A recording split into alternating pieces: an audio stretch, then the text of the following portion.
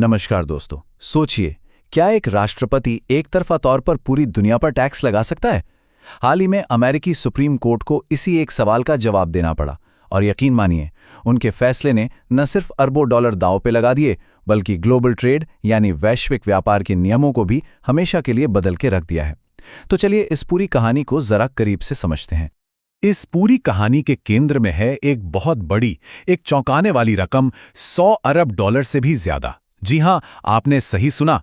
इतना सारा पैसा उन कंपनियों को वापस मिल सकता है जिन्हें इन विवादित टैरिफ की वजह से नुकसान उठाना पड़ा था। लेकिन देखिए, ये मामला सिर्फ पैसों का नहीं था। ये अमेरिकी संविधान की मूल भावना से जुड़ा एक सवाल था। इस केस ने राष्ट्रपति की शक्तियों को सीधे सीधे कांग्रेस के अधिकारों के सामने लाकर खड़ा कर दिया। सवाल बहुत सीधा था, व्यापार पर कानून बनाने का आखिरी हक किसके पास है?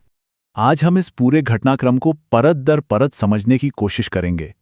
हम देखेंगे कि ये टैरिफ लगाए ही क्यों गए, कैसे कानूनी लड़ाई की शुरुआत हुई, फिर सुप्रीम कोर्ट ने क्या फैसला सुनाया और इस फैसले का पूरी दुनिया, खासकर भारत पर क्या असर पड़ रहा है। तो चलिए कहानी की शुरुआत से शुरू करते हैं। पहला अध्याय, ट्रंप का टैरिफ शॉकवेव। आखिर ऐसा हुआ क्या था जिसने दुनिया भर में एक आर्थिक इमरजेंसी जैसी हालत पैदा कर दी थी? देखिए, 2025 की शुरुआत में सब कुछ बहुत तेजी से हुआ। फरवरी में राष्ट्रपति ने नेशनल इमरजेंसी की घोषणा कर दी और फौरन कनाडा, मेक्सिको और चीन जैसे बड़े देशों से आने वाले सामान पर भारी भरकम टैरिफ लगा दिए। और बात यही नहीं रुकी। अप्रैल आते आते तो लगभग पूरी दुनिया से होने वाले आयात पर नए टैक्स लगाने का ऐलान कर दिया गया। ये एक ऐसा कदम था जिसकी किसी ने उम्मीद नहीं की थी। अब सवाल ये उठता है कि राष्ट्रपति ने इस सब किस अधिकार से किया? तो उन्होंने सहारा लिया एक पुराने और बहुत शक्तिशाली कानून का, जिसका नाम है IEEPA, यानी international emergency economic powers act. 1977 का ये कानून राष्ट्रपति को किसी असाधारण खतरे के समय आर्थिक लेनदेन को कंट्रोल करने की ताकत देता है। लेकिन क्या व्यापार घाटा वाकई एक ऐसा खतरा था? बस यहीं से सारा विवाद शुरू हो गया। राष्ट्रपति के इस कदम ने एक बहुत बड़े कानूनी टकराव को जन्म दिया।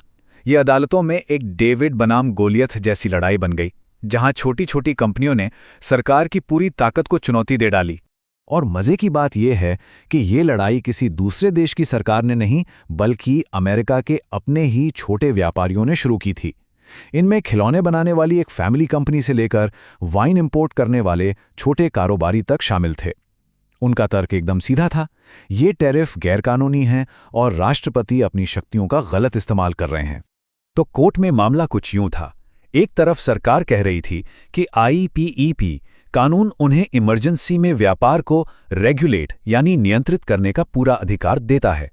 वहीं दूसरी तरफ व्यापारियों का कहना था कि संविधान के मुताबिक टैक्स लगाने का अधिकार सिर्फ और सिर्फ कांग्रेस के पास है और राष्ट्रपति एक तरफा ऐसा फैसला नहीं ले सकते। निचली अदालतों में बहस के बाद ये ऐतिहासिक मामला आखिरकार देश की सबसे बड़ी अदालत यानी सुप्रीम कोर्ट तक पहुंच ही गया। अब सबकी निगाहें इसी पर टिकी थीं कि कोर्ट राष्ट्रपति की शक्तियों पर आखिर क्या फैसला सुनाएगा। सुप्रीम कोर्ट के सामने सवाल एकदम साफ था। जब कांग्रेस ने IEEPA कानून बनाया था, तो क्या उनका सच में यही मतलब था कि राष्ट्रपति इसका इस्तेमाल करके पूरी दुनिया पर टैक्स लगा सकें? और कोर्ट का जवाब उतना ही सीधा और दो टूक। 20 फरवरी 2026 को 6-3 के बहुमत से एक ऐतिहासिक फैसला आया, जिसमें कोर्ट ने साफ साफ कहा कि राष्ट्रपति ऐसा नहीं कर सकते। ये राष्ट्रपति की शक्तियों पर एक सीधी और बहुत बड़ी रोक थी।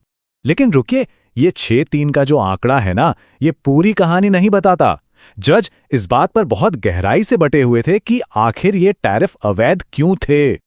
और यहीं पर मामला और भी दिलचस्प हो जाता है। हुआ ये कि जज इस बात पर तो सहमत थे कि टैरिफ गलत हैं, लेकिन क्यों गलत हैं, इस पर सबकी अपनी अपनी राय थी। बहुमत का मानना था कि इतने बड़े टैक्स लगाने के लिए कानून में कांग्रेस की साफ साफ इजाजत होनी चाहिए थी, जो नहीं थी। वहीं कुछ जजों का तर्क और भी सरल था कि रेगुलेट करने का मतलब टैक्स लगाना होता ही नहीं है। और जो जज असहमत थे, उनका कहना था कि कोर्ट को राष्ट्रपति के नीतिगत फैसलों में दखल नहीं देना चाहिए। इससे पता चलता है कि संविधान की व्याख्या को लेकर कोर्ट के अंदर भी कितने गहरे मतभेद हैं।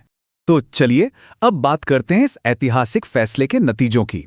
अब जब ये टैरिफ रद्द हो चुके हैं, तो इसका असर अरबों डॉलर और दुनिया की जियोपॉलिटिक्स पर पड़ रहा है। सबसे पहला और सीधा असर तो देखिए पैसों पर पड़ा।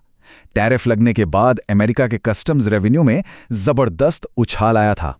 अब इस फैसले के बाद हो सकता है कि सरकार को कंपनियों को $17.5 अरब तक का रिफंड देना पड़े। कानूनी जानकार भी यही मानते हैं कि इस फैसले ने ईपा कानून को उसके असली मकसद के और करीब ला दिया है।